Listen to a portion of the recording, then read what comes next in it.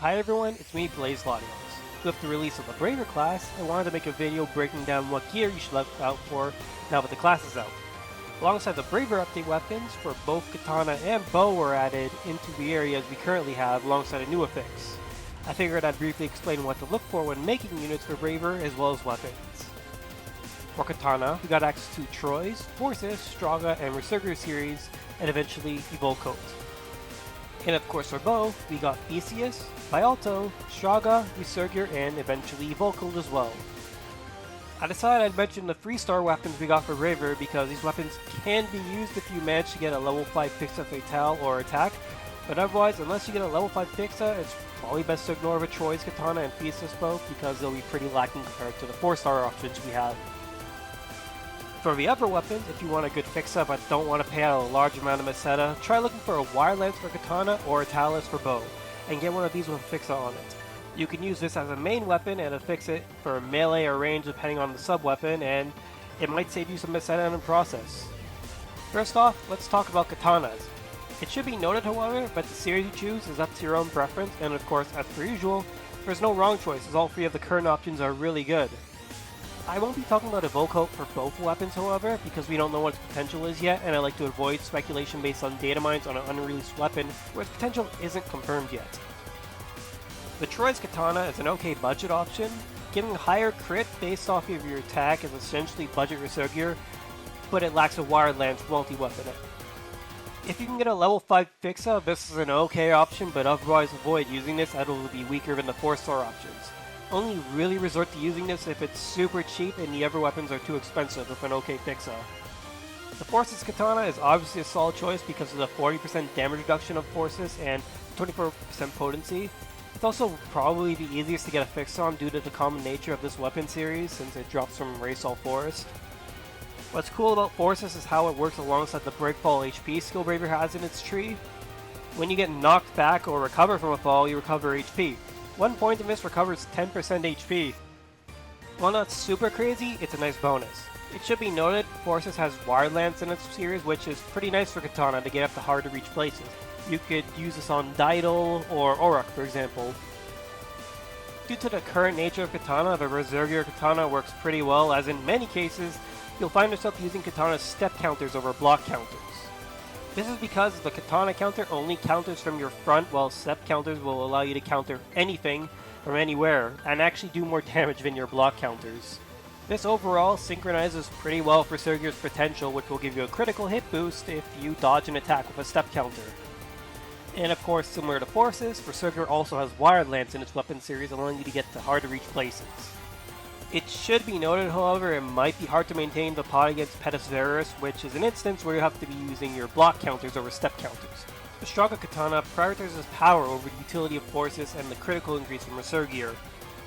Straga is pretty strong to use if you prefer block counters over step counters, making Straga versus Resurger more of a preference thing. Again, similar to the previous 2 weapons series, this series also has Wire Lances, allowing you to reach higher places. Even if you prefer step counters over block counters, Straga still gets a job done due to its 27% potency increase. The only real issue is getting a Wire Lance or Katana with a good Fixa to use, making this a stronger but also a more expensive option compared to Resurger or Forces. With our Weep Sticks out of the way, let's move on to our Weep Slingshots, bows. Like Katanas, none of these weapons will make or break anything for you. Essentially choose one based on the potential, and with an okay Fixa, and work with that. The Theseus Bow is okay, similar to the Troy's Katana. Don't bother with this unless you can snag a good level 5 Fixa, as otherwise, they'll be pretty weak compared to the 4-star options. Theseus weapons boost crit depending on your defense, so they work pretty well with NGS units. Just don't stack defense fixes on this. With Theseus out of the way, let's talk about the Vialto Bow. The Vialto Bow provides you with 24% potency increases alongside natural and offensive PP recovery. Stack this with a Talus multi-weapon and you've got a really good overall PP recovery. Bows are very PP heavy weapons, so this is really good if you want to manage your PP better. The Resurger Bow, while lacking PP recovery, still gets access to a Talus multi-weapon for some nice passive PP recovery from the turret weapon action from Talus. Furthermore, due to how Bow mixes weapon action counters and sidestep counters into its gameplay, Resurger's potential should be active pretty consistently, allowing you to gain additional crits. Personally, I feel like this is a weaker option than Vialto or Straga, but it still gets the job done pretty well. Finally, we have the SEGA bow.